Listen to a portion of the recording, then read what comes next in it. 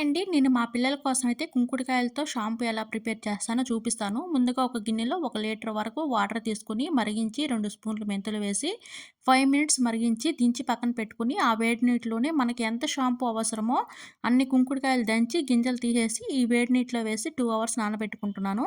Next కుంకుడుకాయల నుండి రసాన్ని అంతా పిండుతూ ఆ కుంకుడుకాయల రసాన్ని తీసి ఒక గిన్నెలో వేసుకుందాము. కొద్ది కొద్దిగా వాటర్ యాడ్ చేస్తూ రసం అంతా ఒక గిన్నెలో వేసుకొని లాస్ట్‌లో ఆ కుంకుడుకాయలు పిప్పి పడేయకుండా మిక్సీ జార్‌లో వేసి కొద్ది కొద్దిగా వాటర్ యాడ్ చేసుకుంటూ మెత్తగా మిక్సీ పట్టుకుంటే మన కుంకుడుకాయలు అలాగే మెంతుల నుండి ఇంకా చాలా కుంకుడుకాయ రసం అయితే వస్తుంది. కుంకుడుకాయలు మనం దంచినప్పుడు జిగురు ఎక్కువగా ఉండేవి తీసుకుంటే వాటితో నురగ బాగా వస్తుంది. అవి క్వాలిటీ కుంకుడుకాయలు అన్నట్టు.